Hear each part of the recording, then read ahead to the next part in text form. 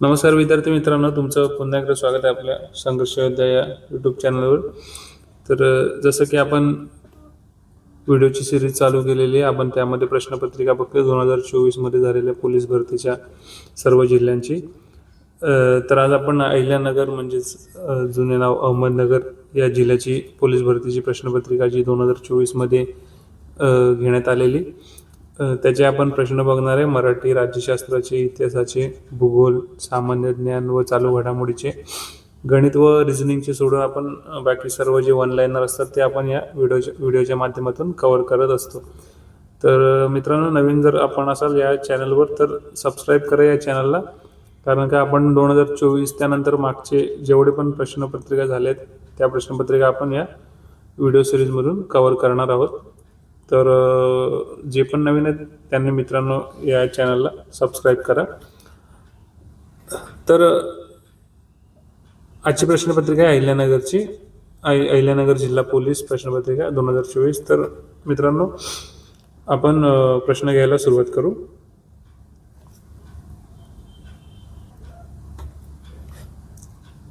पहिला प्रश्न आहे महाराष्ट्र राज्याची स्थापना कधी झाली? त्याचं उत्तर आहे 1 मे 1960 रोजी महाराष्ट्र राज्याची स्थापना झाली. 1 मे हा महाराष्ट्र दिन म्हणून महाराष्ट्रात साजरा केला जातो. त्याचं बरोबर उत्तर आहे 1 मे 1960. पुढचा प्रश्न आहे, रोशे जातीचे गवत राज्यात कोणत्या जिल्ह्यात मोठ्या प्रमाणावर आढळते? रोशे जातीचे गवत हे राज्यात म्हणजे महाराष्ट्र राज्यात कोणत्या जिल्ह्यात मोठ्या प्रमाणात आढळते? तर 3 जिल्हे धुळे, नंदुरबार आणि जळगाव या जिल्ह्यांमध्ये रोशे जातीचे गवत मोठ्या प्रमाणात आढळते. तर याचं उत्तर आहे मित्रांनो धुळे, नंदुरबार आणि जळगाव. पुढचा प्रश्न आहे, एक लहरे औष्णिक वीज केंद्र खालीलपैकी कोणत्या जिल्ह्यात आहे? तर ऑप्शन आहे त्याचे चंद्रपूर, बीड, नागपूर आणि नाशिक. त्याचं बरोबर उत्तर आहे मित्रांनो नाशिक येथे एक लहरे हे औष्णिक वीज केंद्र आहे. नाशिक येथे एक लहरे हे औष्णिक वीज केंद्र आहे. पुढचा प्रश्न आहे, सिद्धटेक हे अष्टविनायक ठिकाण कोणत्या जिल्ह्यात आहे? तर अष्टविनायकापैकी एक सिद्धटेक हे अष्टविनायकचे ठिकाण कोणत्या जिल्ह्यात आहे? तर अहिल्यानगर या जिल्ह्यामध्ये सिद्धटेक हे अष्टविनायकाचे ठिकाण आहे. पुढचा प्रश्न आहे, चंदनपुरी घाट कोठून कोठे जाताना लागतो? तर चंदनपुरी घाट हा पुणे ते नाशिक या मार्गावर, पुण्यातून नाशिकला जाताना चंदनपुरी हा घाट लागतो. पुढचा प्रश्न आहे, ड जीवनसत्वाच्या अभावी खालीलपैकी कोणता रोग होतो? ड जीवनसत्वाच्या अभावी खालीलपैकी कोणता रोग होतो? तर ऑप्शन आहे बेरीबेरी, स्कर्वी, मुडदूस आणि साधारणपणा. तर ड जीवनसत्वाच्या अभावी मुडदूस हा रोग होतो. तर बरोबर उत्तर आहे मुडदूस. पुढचा प्रश्न आहे, ब्राह्मो समाजाची स्थापना कोणी केली? ब्राह्मो समाजाची स्थापना कोणी केली? याचं उत्तर आहे राजाराम मोहन रॉय यांनी ब्राह्मो समाजाची स्थापना केली. पुढचा प्रश्न आहे, लोकसभेच्या सभापतींना राजीनामा द्यायचा झाल्यास त्यांनी तो राजीनामा कोणाकडे सादर करणे गरजेचे आहे? प्रत्येकदा वाचतो प्रश्न. लोकसभेच्या सभापतींना राजीनामा द्यायचा झाल्यास त्यांनी तो राजीनामा कोणाकडे सादर करणे गरजेचे आहे? तर याचं उत्तर आहे लोकसभेचे उपसभापती. लोकसभेचे सभापती हे लोकसभेच्या उपसभापतींना आपला राजीनामा सादर करतात. पुढचा प्रश्न आहे, सावित्रीबाई फुले यांचा जन्म कधी झाला? सावित्रीबाई फुले यांचा जन्म 3 जानेवारी 1839 मध्ये झाला. तर बरोबर उत्तर आहे 3 जानेवारी 1839.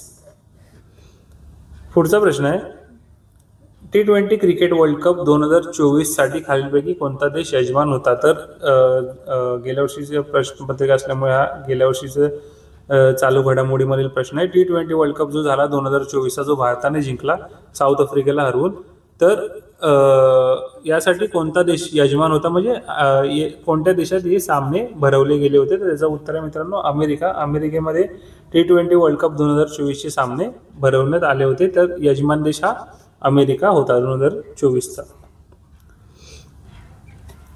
अभिनव बिंद्रा हा खेळाडू कोणत्या खेळाशी संबंधित आहे? तर अभिनव बिंद्रा हा खेळाडू नेमबाजीशी संबंधित आहे.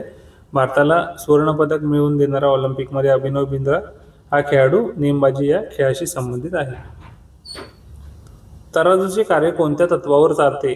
जे तराजू आहे त्याचे कार्य कोणत्या तत्वावर चालते? तर ते परिवलाच्या तत्वावर तराजूचे कार्य चालते. पुढचा प्रश्न आहे, सर्वसामान्य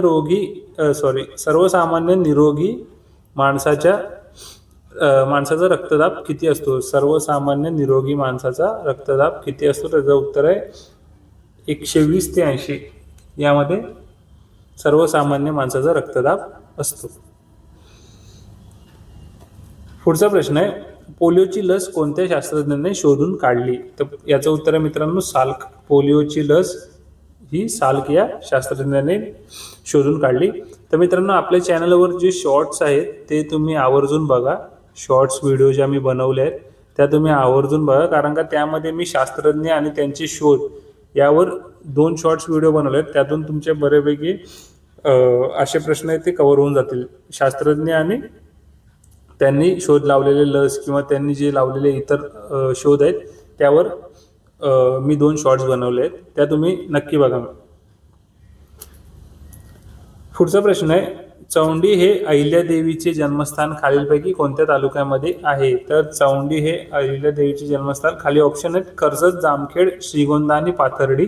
त्याचं बरोबर उत्तर आहे मित्रांनो जामखेड. जामखेडमध्ये चौंडी हे ठिकाण आहे अहिल्यादेवी यांचे जन्मस्थान, तर ते जामखेड येथे आहे. संत चोखामेळा यांची समाधी स्थळ खालीलपैकी कोठे आहे? तर याचं उत्तर डायरेक्ट देतो मित्रांनो, मंगळवेढा येथे संत चोखामेळा यांचे समाधी स्थळ आहे, मंगळवेढा. तर उत्तर आहे बरोबर मंगळवेढा. पुढचा प्रश्न आहे, पोंगल हा सण खालीलपैकी कोणत्या राज्यामध्ये साजरा केला जातो? तर पोंगल हा सण तामिळनाडू या राज्यामध्ये, हा तामिळनाडू राज्याचा मुख्य सण आहे पोंगल. तर पोंगल हा सण तामिळनाडू राज्यामध्ये साजरा केला जातो. पुढचा प्रश्न आहे, पंडित हरिप्रसाद चौरसिया खालीलपैकी कोणते वाद्य वाजवण्यासाठी प्रसिद्ध आहेत? हे पंडित हरिप्रसाद चौरसिया हे नाव लक्षात ठेवा. तर हे कोणते वाद्य वाजवण्यासाठी प्रसिद्ध आहेत? ते हे बासरी वादक आहेत पंडित हरिप्रसाद चौरसिया. पुढचा प्रश्न आहे, बालकवी हे कोणत्या कवीचे टोपण नाव आहे? तर त्र्यंबक बापूजी ठोंबरे यांचे टोपण नाव हे बालकवी आहे. तर बालकवी हे त्र्यंबक बापूजी ठोंबरे यांचे टोपण नाव आहे.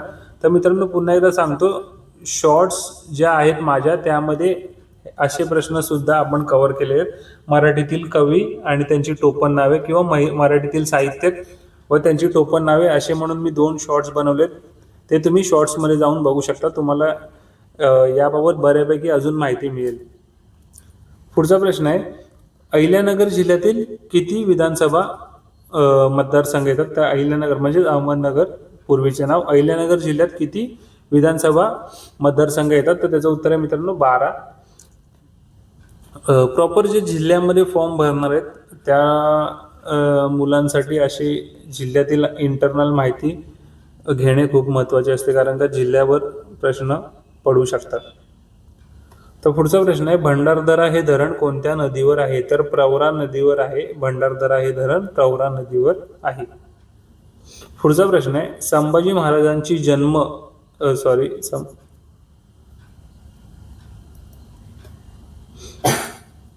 तर संभाजी महाराजांचा जन्म खालीलपैकी कोणत्या किल्ल्यावर झाला? तर संभाजी महाराजांचा जन्म खालीलपैकी कोणत्या किल्ल्यावर झाला? पुरंदर, शिवनेरी, रायगड आणि राजगड. तर याचं बरोबर उत्तर आहे मित्रांनो पुरंदर या किल्ल्यावर संभाजी महाराजांचा जन्म झाला.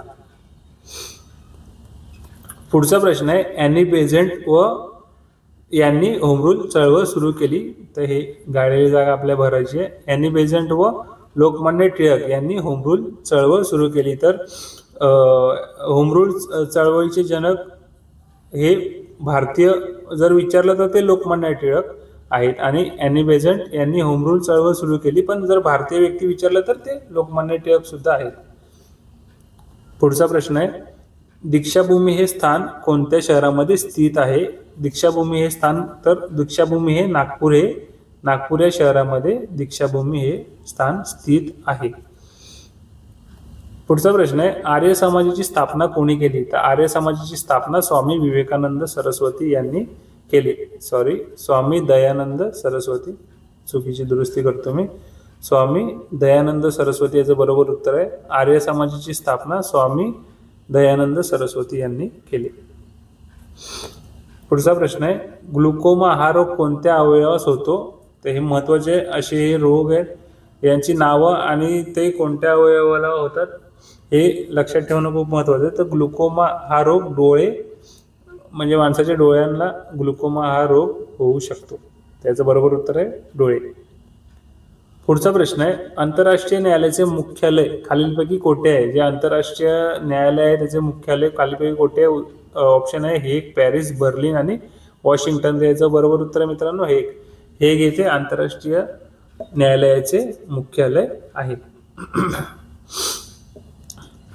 पुढचा प्रश्न आहे, धरमतरची खाडी. धरमतरची खाडी कोणत्या जिल्ह्यात आहे? तर याचं उत्तर आहे मित्रांनो रायगड. रायगड या जिल्ह्यात धरमतरची खाडी आहे.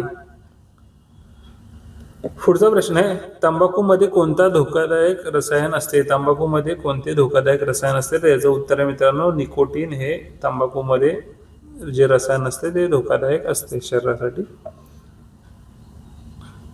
पुढचा प्रश्न आहे, वस्तू व सेवा करांची संबंधित घटना दुरुस्ती कोणती? तर वस्तू आणि सेवा करांसाठी जी घटना दुरुस्ती केली ती कोणती आहे? तर ती 101वी घटना दुरुस्ती आहे वस्तू आणि सेवा कर. वस्तू आणि सेवा कर म्हणजेच आपला GST, goods and service tax त्याला म्हणतात. GST म्हणजेच वस्तू आणि सेवा कर. तर त्याच्यासाठी घटना दुरुस्ती आहे 101वी. पुढचा प्रश्न आहे, लक्षद्वीप बेटे कोठे आहेत? लक्षद्वीप बेटे कुठे आहेत? तर अरबी समुद्रात आहेत. आपल्या अरबी समुद्रात लक्षद्वीप बेटे आहेत. लक्षद्वीप बेटे ही भारताचा एक भाग आहे, तर ते अरबी समुद्रामध्ये आहेत. पुढचा प्रश्न आहे, महसूल खात्याचे ग्रामस्तरावर दप्तर कोण सांभाळतो? हे जे महसूल खाते असते त्याचे ग्राम म्हणजे गाव पातळीवर दप्तर कोण सांभाळतो? तलाठी. तलाठी हा महसूल खात्याचे ग्राम पातळीवर दप्तर सांभाळतो.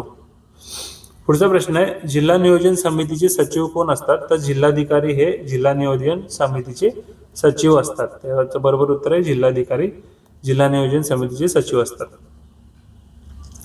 पुढचा प्रश्न आहे, महाराष्ट्रात कोणत्या साहित्यिकाचा जन्म हा मराठी भाषा दिवस म्हणून साजरा केला जातो? त्याचं बरोबर उत्तर आहे मित्रांनो वि.वा. शिरवाडकर. विष्णू वामन शिरवाडकर म्हणजेच वि.वा. शिरवाडकर यांचा जन्मदिवस हा मराठी भाषा दिन म्हणून महाराष्ट्रामध्ये साजरा केला जातो. पुढचा प्रश्न आहे, डिस्कवरी ऑफ इंडिया या ग्रंथाचे लेखक कोण आहे? हा प्रश्न मित्रांनो बऱ्याच वेळा पोलीस भरतीला विचारला गेला आहे. डिस्कवरी ऑफ इंडिया या ग्रंथाचे लेखक पंडित जवाहरलाल नेहरू, भारताचे पहिले पंतप्रधान, स्वतंत्र भारताचे पहिले पंतप्रधान यांचा ग्रंथ हा डिस्कवरी ऑफ इंडिया. पुढचा प्रश्न आहे, भारतामध्ये केंद्रीय माहितीचा अधिकार अधिनियम कोणत्या साली लागू झाला? तर केंद्रीय माहितीचा अधिकार म्हणजे राईट टू इन्फॉर्मेशन. याचं उत्तर आहे 2005. 2005 मध्ये भारतामध्ये केंद्रीय माहितीचा अधिकार अधिनियम लागू झाला 2005 पासून. पुढचा प्रश्न आहे, मराठवाड्यातील कोणत्या शहराला दक्षिणेतील काशी म्हणून ओळखले जाते? तर मराठवाड्यातील कोणत्या शहराला दक्षिणेतील काशी म्हणून ओळखले जाते? याचं उत्तर आहे पैठण. पैठण या शहराला दक्षिणेतील काशी म्हणून ओळखले जाते. पुढचा प्रश्न आहे, जितेंद्रिय समासाचा प्रकार ओळखा. जितेंद्रिय हा जो शब्द आहे या सामासिक शब्दाचा प्रकार ओळखा. तर उत्तर आहे समानाधिकरण बहुव्रीही समास. समानाधिकरण बहुव्रीही समास या सामासिक शब्दाचा अर्थ हा आहे.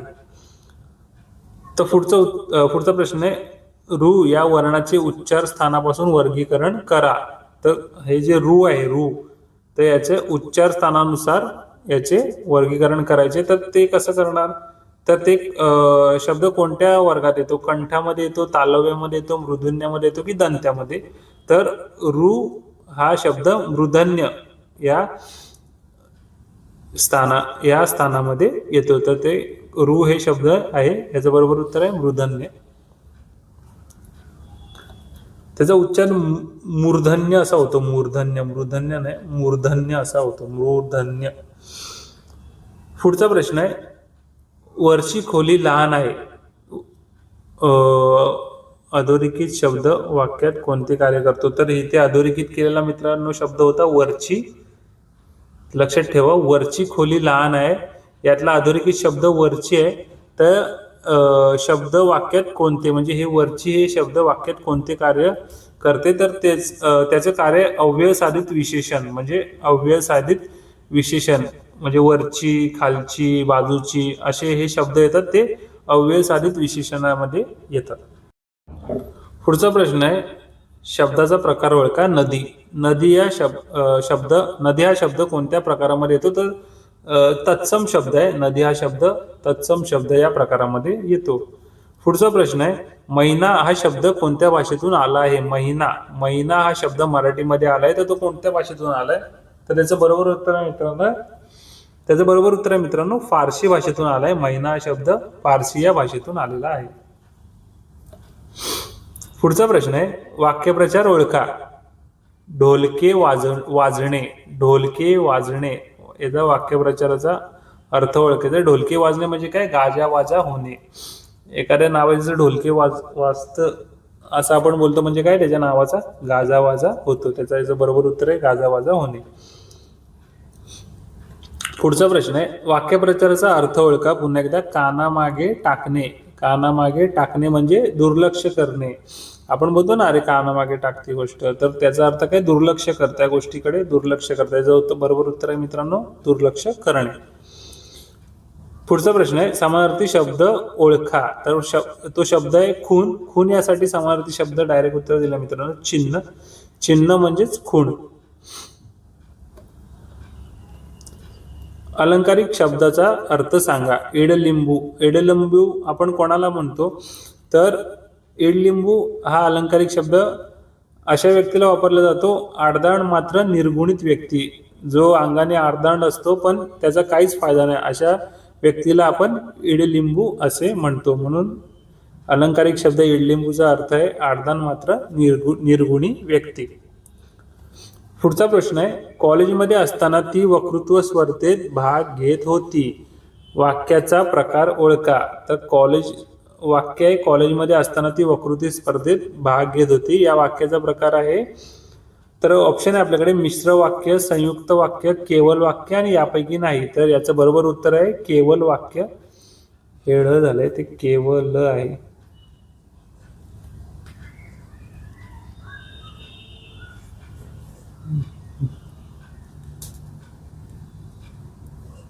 केवल वाक्य म्हणजे सिंपल वाक्य असं सुद्धा त्याला म्हणतात. सिंपल वाक्य असेल तर ते केवल वाक्य. पुढचा प्रश्न आहे, मीठ भाकर या समासाचा प्रकार ओळखा. मीठ भाकर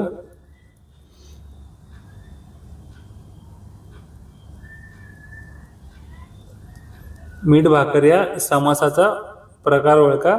तर समाहार द्वंद्व समास. हा होता मित्रांनो आजचा शेवटचा प्रश्न. अहिल्यानगर जिल्ह्याची 2024ची प्रश्नपत्रिका. यातले आपण प्रश्न कव्हर केलेत. गणित आणि रिझनिंग सोडून जे पण प्रश्न होते ते आपण या व्हिडिओच्या माध्यमातून कव्हर केलेत. तर मित्रांनो, जे कोणी आपल्या चॅनलला नवीन असेल त्यांनी आता चॅनलला सबस्क्राईब करा, कारण का आपण ही जी सिरीज चालू केली आहे ही सगळ्या जिल्ह्यांची आपण यामध्ये प्रश्नपत्रिका बघणार आहोत आणि त्याची उत्तरं आपल्या पॅटर्नमध्ये आपण बघणार आहोत. तर आता मी सध्या इथेच थांबतो आणि या व्हिडिओच्या डिस्क्रिप्शनमध्ये जे पण नवीन आहे त्यांच्यासाठी आपण याआधी जे व्हिडिओ बनवले आहेत त्याची मी लिंक टाकतोय. तर ज्यांना बघायची असेल त्यांनी ते जाऊन बघा. आपण लोहमार्ग, मुंबई लोहमार्ग, पुणे, अमरावती अशा बऱ्याच प्रश्नपत्रिका या आपल्या चॅनलवर कव्हर केलेत. तर सध्या मित्रांनो मी इथेच थांबतो. तोपर्यंत तुम्हाला सर्वांना जय हिंद.